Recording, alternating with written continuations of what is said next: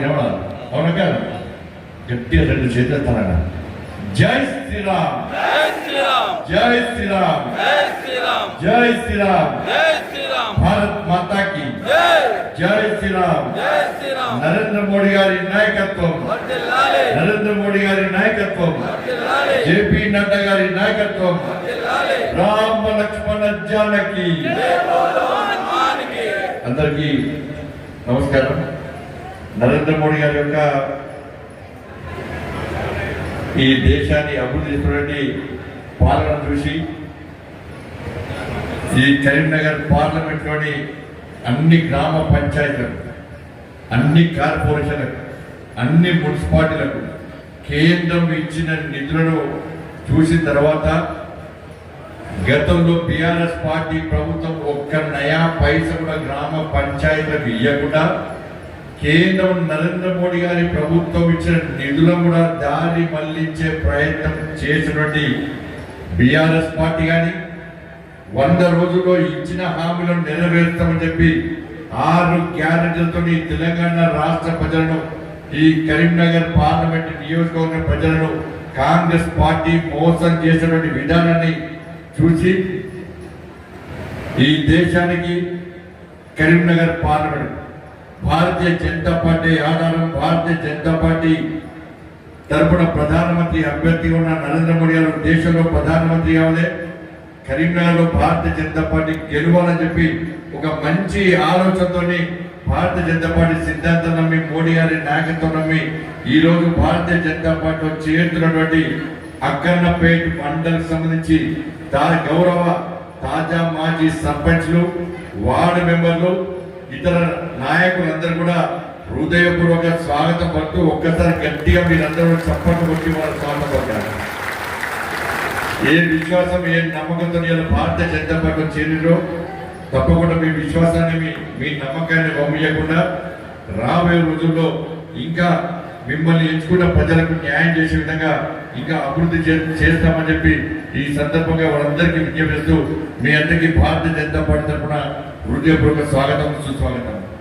ఒక అక్కన్నపేట మండలే కాదన్న, కరీంనగర్ పార్లమెంటే కాదు, తెలంగాణ రాష్ట్ర వ్యాప్తంగా ఉన్నటువంటి గౌరవ తాజా మాజీ సర్పంచ్లు కానీ, జెడ్పీటీసీలు కానీ, ఎంపీటీసీలు కానీ, ఎంపీపీలు కానీ, వార్డు మెంబర్లు కానీ అందరూ కూడా ఇవాళ తెలంగాణ రాష్ట్రంలో భారతీయ జనతా పార్టీకి అత్యధిక స్థానాలు రావాలి, దేశంలో నరేంద్ర మోడీ తిరిగి ప్రధానమంత్రి కావాలని చెప్పి ప్రతి తాజా మాజీ సర్పంచ్ కోరుకుంటున్న విషయాన్ని మనం గుర్తుంచుకోవాలి. కారణం ఏంటి అంటే గతంలో బీఆర్ఎస్ పార్టీ ప్రభుత్వం, ఈ తెలంగాణ రాష్ట్రంలో బీఆర్ఎస్ పార్టీ ప్రభుత్వం గ్రామ పంచాయతీలో ఎప్పుడు గుర్తొస్తారు ప్రజలు అంటే కేవలం ఎన్నికలు, గ్రామ పంచాయతీ ఎన్నికలు వస్తే రాష్ట్రంలో మేము అధికారంలో ఉన్నాం, బీఆర్ఎస్ పార్టీ అధికారం ఉంది, మాకు ఓటేస్తేనే గ్రామ పంచాయతీలకు నిధులు ఇస్తామని చెప్పి 10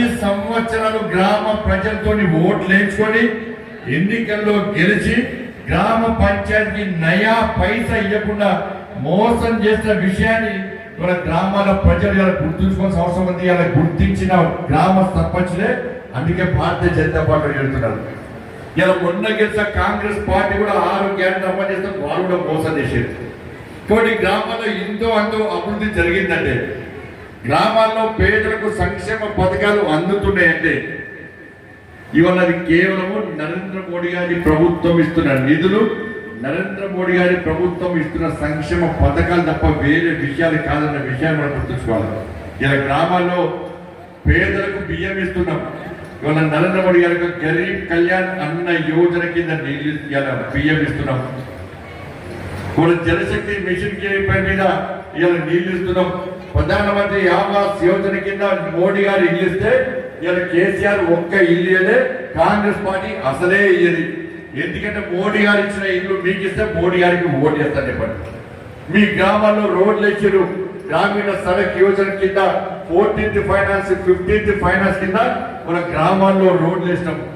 ఉజ్వల గ్యాస్ కనెక్షన్లు ఇలా మహిళలకు ఇచ్చినాం. దాంతోపాటు శ్మశాన వాటిక పైసలు కూడా కేంద్ర ప్రభుత్వం ఇచ్చింది. రైతు వేదిక పైసలు కూడా కేంద్ర ప్రభుత్వమే ఇలా గ్రామాలకు ఇచ్చింది. ఇలా మహిళా భవనాలను ఏ భవనం గ్రామ పంచాయతీ భవనాలు కూడా ఇలా నరేంద్ర మోడీ గారి ప్రభుత్వం ఇచ్చింది. ఉజ్వల గ్యాస్ కనెక్షన్ కూడా నరేంద్ర మోడీ గారి ప్రభుత్వం ఇచ్చింది. ఇట్లా అన్ని గ్రామాలకు సంబంధించిన నిధులు వచ్చినాయంటే